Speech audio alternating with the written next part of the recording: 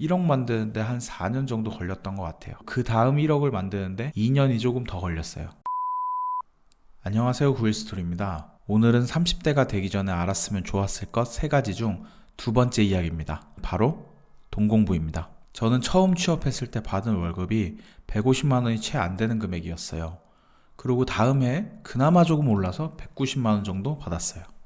그 200도 안 되는 돈 받고 이대로면 진짜 거지꼴 되겠다 싶어서 먼저 최대한 저축했어요. 그러면서 동시에 돈 공부를 시작했어요. 재테크 관련된 서적도 틈날 때마다 보고 관련 기사도 계속 찾아보고 또 세금에 관련된 내용도 개정되거나 내가 필요한 내용이 있으면 법조항 보면서 공부했어요.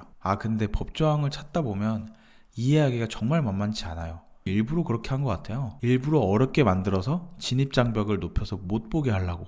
아무튼 그리고 주변에 돈 관심 많으신 분들도 가까이 지내려고 했어요. 투자를 집행할 때 기준이나 어떤 사건을 바라보는 관점, 그리고 투자 철학을 세우는 방법 같은 것들을 그런 분들께 많이 배웠어요.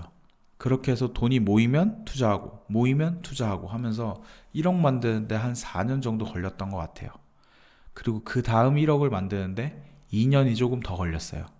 이 기간이 점점 짧아지더라고요. 확실히 자산이 모이는 속도가 점점 가속이 붙어요. 근데 돈 이야기를 하면 불편해하고 꺼려하는 분들이 많이 있으시더라고요.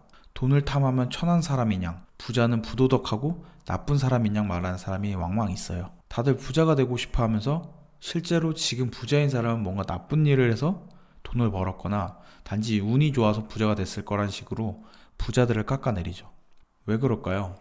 우리 다 돈 벌려고 더 자고 싶은 거 아침 일찍 일어나서 출근하고 집 가서 쉬고 싶은 거 참고 참으면서 일하고 그러다가 좋은 꿈 꾸면 혹시 당첨될까 싶어서 로또 사고 월급날 되면 또 행복해하고 다 그러고 살잖아요.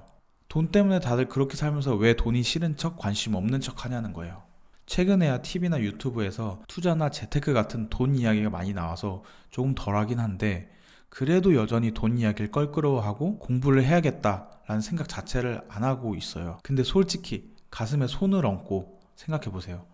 다들 돈 많이 벌고 싶고 부자가 되고 싶잖아요. 부자까지는 아니더라도 지금 버는 것보다 더 많이 벌고 싶고 자산이 더 많았으면 좋겠잖아요. 그럼 무조건 돈 공부 해야 돼요. 우리나라는 자본주의 체제인데 희한하게도 우리가 받은 정규 교육과정에는 이런 돈 관련된 수업이 없어요. 그러다 보니까 기본적인 경제 구조나 흐름 같은 거를 관심을 두고 일부러 찾지 않으면 누구도 알려주지 않아요. 그 상태로 돈을 벌고 재테크를 하면 규칙도 모르고 게임을 하는 거랑 다름이 없어요. 규칙을 모르는데 어떻게 이 게임에서 이기겠어요. 그러니까 맨날 주식하면 반토막 났니? 꼭지에서 샀느니? 그러는 거예요. 운전하는 법 자체를 모르는데 어떻게 운전을 해서 목적지에 도착하겠어요.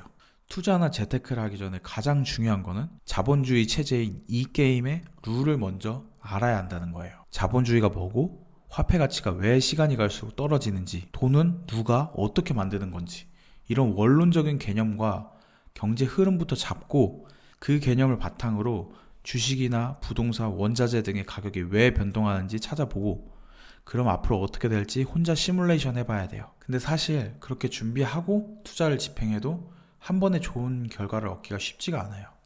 저도 처음엔 손해를 많이 봤어요.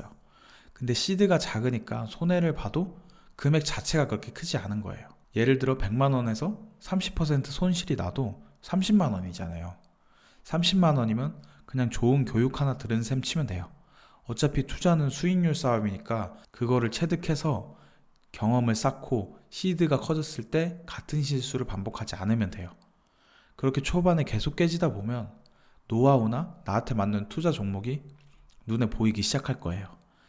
이제 내 성향에 맞고 내 투자 철학에 부합하는 종목에 집중해서 파다 보면 슬슬 성과가 보일 거예요. 그러려면 시드가 적을 때부터 시작해야 돼요. 수중에 큰 돈이 있으면 처음에 조금만 해야지 하다가 욕심 때문에 점점 넣다 보면 경험도 없는데 큰 돈을 넣게 돼요. 그러니까 시드가 적을 때부터 조금씩 시작하세요. 그리고 투자를 할 때는 본인이 세운 투자 철학과 소신을 바탕으로 투자를 집행하셔야 돼요. 뉴스나 주변에 카더라 듣고 투자하면 그건 경험이 되지 않아요. 그냥 복불복 게임 한판 한 거에 불과해요.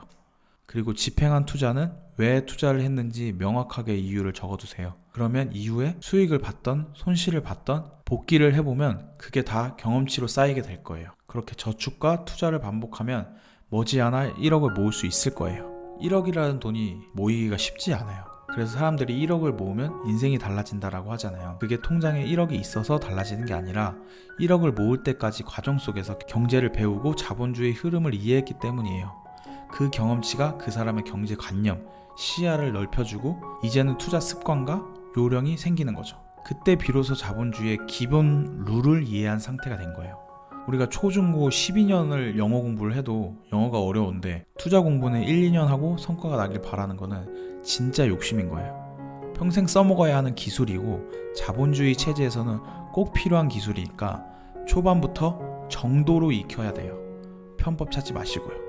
저는 처음에 주식을 주력으로 하다가 이제는 부동산을 주력으로 하고 있어요. 부동산이 제 성격에 잘 맞더라고요. 그래서 주식으로 돈을 불리고 일정 금액이 되면 부동산을 사고 다시 돈을 불리고 부동산을 사는 식으로 해서 부동산의 비중을 점점 높여가고 있어요. 여러분들도 각자의 성격에 맞는 투자 종목이 있을 거예요. 각자에게 맞는 철학과 소신, 전략을 세워서 모두가 꿈꾸는 부자가 되시길 바라겠습니다. 긴 영상 시청해주셔서 감사합니다.